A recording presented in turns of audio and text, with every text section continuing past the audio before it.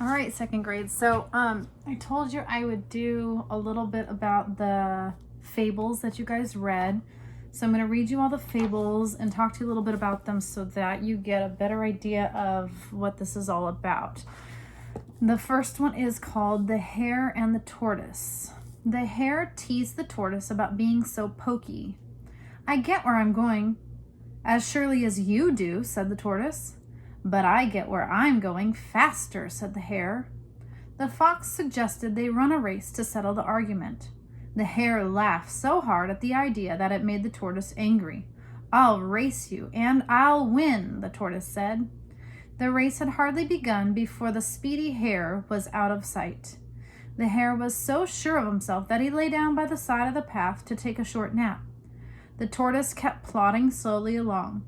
The hare woke up just in time to see the tortoise cross the finish line and win the race. So the hare is obviously the rabbit, and the tortoise is the turtle kind of thing, right? And the moral, okay, we talked about morals and fables. Fables always have animal characters in them. Usually they're kind of human-like, meaning they can talk or they can walk or do something that humans can do that animals typically can't. And this moral for this story says slow and steady wins the race. So that's the moral. And then when we talk about what's the lesson would be like always try your best, okay? Keep going, never give up. Those are kind of things that's the lesson you're learning from this, okay? So the moral is slow and steady wins a race. Well, that's not always true. You will finish if you keep going and not giving up, but just because you're slow and you keep going doesn't mean you win, okay? In this case, it did. But the idea is that the lesson you're learning is that as long as you keep going and keep trying and doing your best, you will finish and do a good job. All right, the next one is called The Crow and the Pitcher. Okay, The Crow and the Pitcher.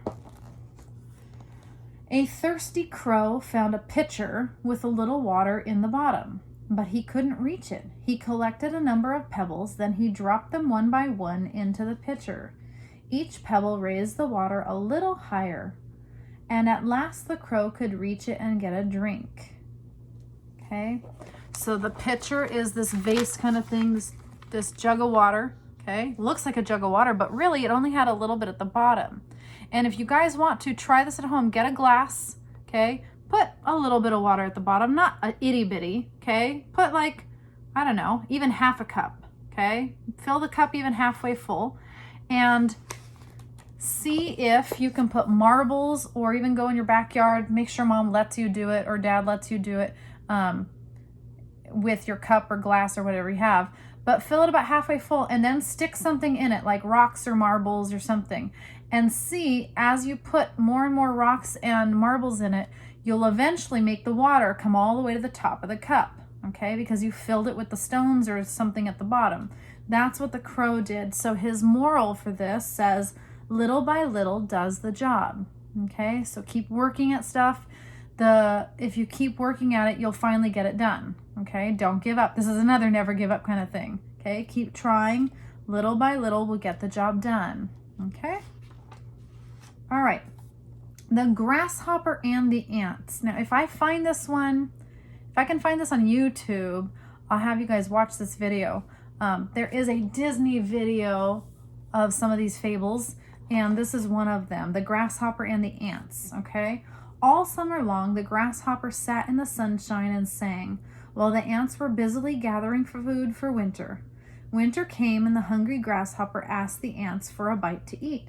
But the ants sent him away, saying, if you were foolish enough to sing all summer, you must dance supperless to bed in the winter. Okay?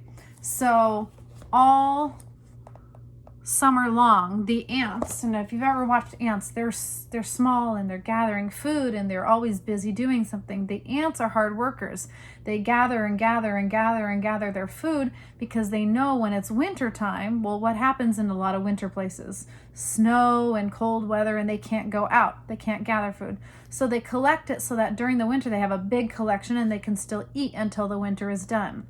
The grasshopper, though, just stood outside and played his legs, okay? And because that's what they do. They rub their legs to make that sound.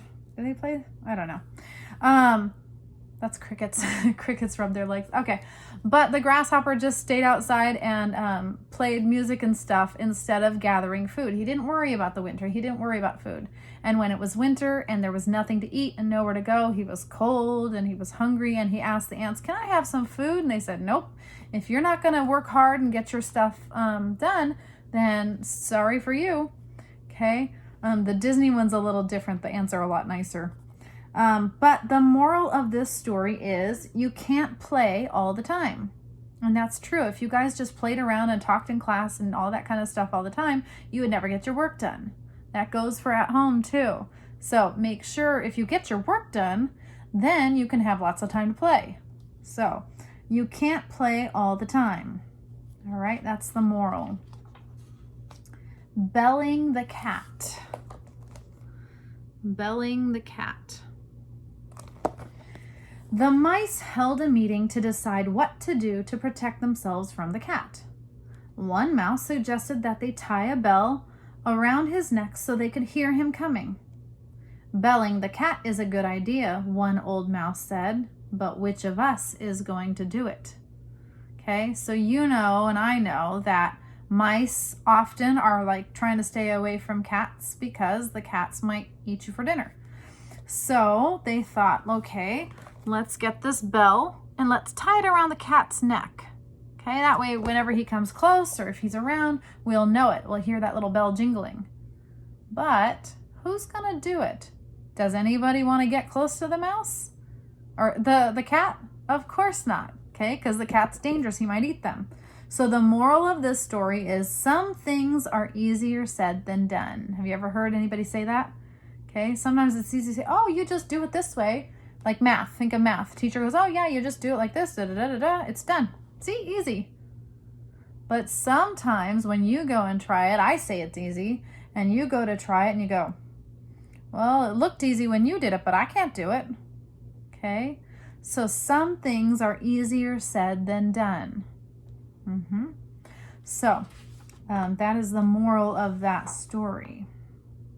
All right, your next one is called The Fly on the Wagon. Remember, the fly on the wagon. A farm wagon rumbled down a dirt road, stirring up clouds of dust. A fly that was sitting in the back of the wagon said, my, we are raising a lot of dust, aren't we?" Okay, now, is the fly doing anything? No. Okay, he's just sitting on the wagon, and the wagon's doing all the dust. But he's acting as if he's done it, okay? He's acting as if he had something to do with making the dust come up, okay?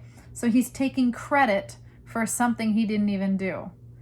And that's what it says. So the moral says, we sometimes take credit for more than we do, okay? So if you and your sister or you and your brother or you and your cousin are going to make a card for mom and dad or make breakfast, how about that, okay?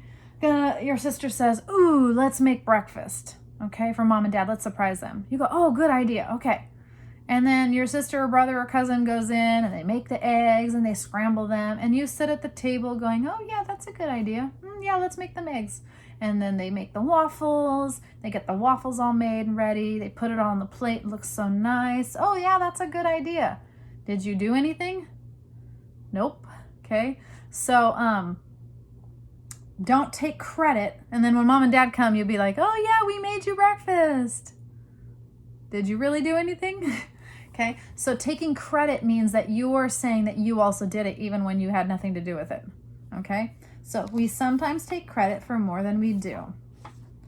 All right, so those are your fables, and your next couple lessons in your workbook are going to talk more about what these fables mean, okay? So I hope that helps a little bit. I never read you what it says. It says fables. What can you learn from a crow? Plenty in a fable. A fable is a short story that teaches a lesson. The characters are usually animals who act and talk like people. Fables often end with a moral or statement that tells the lesson. See what you learn from these fables. Okay, so I hope that helps you guys. And you guys had a fable you wrote today. So, all right. Bye, you guys.